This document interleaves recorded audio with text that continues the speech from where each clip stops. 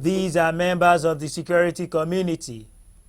They have converged on Abuja to analyze issues surrounding the proliferation of small arms and profile possible solutions. For these participants, if the United Nations recent statistics about Nigeria is anything to go by, then Nigeria as a country has a big problem on its hands. But the chairman of the Presidential Committee on Small Arms and Light Weapons is convinced that it is not as bad as the picture painted by the UN.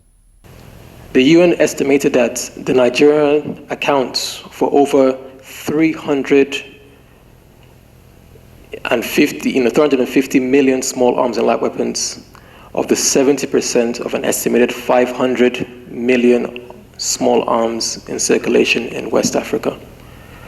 And it was really from this report that this strategic dialogue was convened to more or less address this issue and to see, to interrogate it, number one. Do you know what 350 million is? That is twice the population of Nigeria. It means that every household has at least 2 weapons. I know I don't have in my house. I don't know if you have. Yeah, I do have.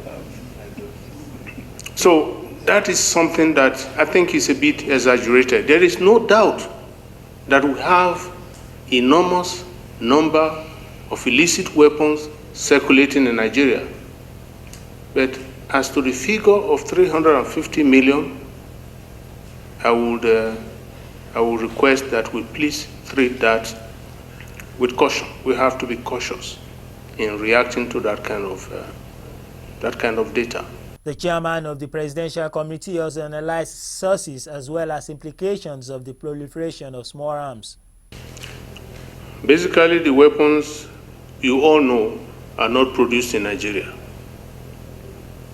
Most of the weapons that we are talking about are weapons that are produced outside and then that find their way into Nigeria, taking advantage of the porous regulatory environment that we have in some of our borders.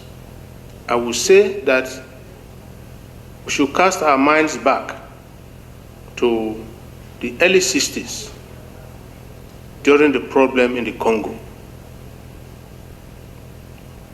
The civil war in the Congo was the very first case of major insecurity in the continent that sought to draw in every other African. In the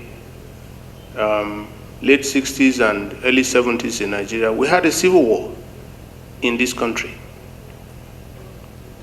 And the civil war, the Biafran War, brought in all sorts of arms merchants into our domain. And they were supplying weapons to both sides of the conflict to enable us kill ourselves, so to speak. There are also suggestions on the best way to curb the menace. We need to take a look at our existing law in Nigeria. If you are adventurous and you commit a serious infraction today, maybe trafficking in weapons, maybe manufacturing of illicit weapons, if you are caught, at best, you may get a year and 6 months in prison. And then you come out, you are practically jeering at a system that has not been able to punish you sufficiently for the serious crime that you have committed. And then you return to society and you resume your nefarious business. So that is the law we have right now. At Preston, we have said that is not good enough. We have proposed a new law to repeal the existing law, and it's still in the works. And we believe that I know full well that members of the National Assembly here who can support us in this process, can partner with us in this process, so that we can tighten some of the laws, some of the regulations, such that if you commit a serious offense, you have a serious penalty waiting for you. Was done in conjunction with the Ministry of Justice. So this is ongoing, and this particular document really helps us to work together as one entity to make sure that our maritime environment is safe and really, really safe. But for now, I'm telling you, the maritime environment is quite we have other things that maybe with time, I will tell you one or two other things that we have put in place. And maybe when there is time, I don't know, maybe there will be an opportunity for some of you to come to Naval headquarters and see one or two things and you remember what Nigeria Navy. The consensus here is that effort must be made to block leakages caused by weak policies. Bayomi Akimbola, PTV News, Abuja.